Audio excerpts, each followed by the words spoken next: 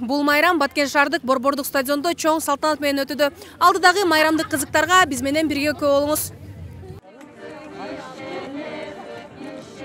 Майрамдык салтанат алгач сүмөлөктү ачуу менен башталды. Андан соң жергиликтүүлөр жана бийлик өкүлдөрү тамак аш жана кол өнөрчүлөр жырмакесине катышты. Бүгүнкү көргөзмөгө өзүбүздүн кол өнөрчүлүктөрүбүздү, анан өзүбүздүн бышырган нандарыбызды, ушул колдо бышырган бышырыктарды бышырып келдик. Майрамдык маанай өтө жакшы болуп атат. Баарыңыздарды ушу кирип келаткан Нооруз майрамыңыздар менен чын жүрөктөн куттуктаймын. Элибизде тынччылык болсун, аманчылык болсун, заманыбыз тынч болсун. Кудайым ашкыр жакшылыктын, токчулуктун эмеси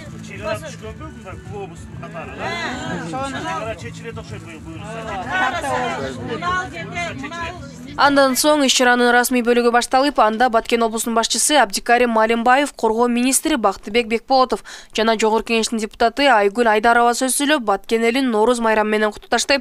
Урматтуу мекендештер, ылайым ар бирибиздин жүрөгүбүздө жакшылыктын, биримдиктин, бир туугандык сезим согуп турсун. Ушул ыйык күнү үйүңүздөргө кут конуп, элибизге ынтымак ырашкерлер, үй бүлөңүздөргө бакыт таалай келсин. Жаңырган жыл өсүп өнүгүүнүн ар тараптуу жетишкендиктердин жылы болсун.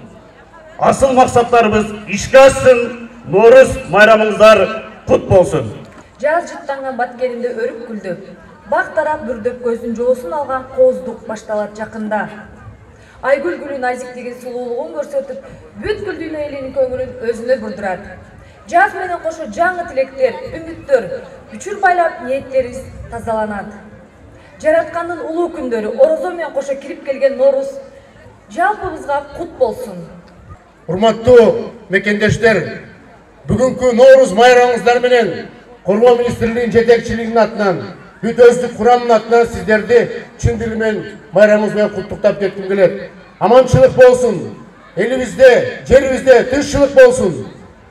Ал эми жергиликтүүлөрдүн майрамдык маанайы жогорку деңгээлде экени байкалат.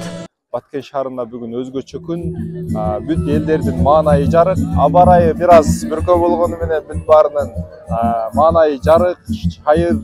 Бул жакта майрамдык кече көргөзмөлөр болуп, сүмөлөк бышырылып, баардыгы ойдогудай, ата-энелер дагы өздөрүнүн балдарын жетелеп жүрүп, бир сөз менен айтканда майрамдык маанай шам менен күн өтө сонун өтөт.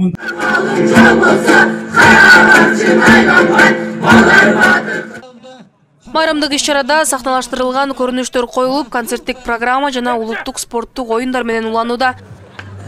Сезима Жураева, Нурпейли Ашур кызы, Саламедиа, Баткен.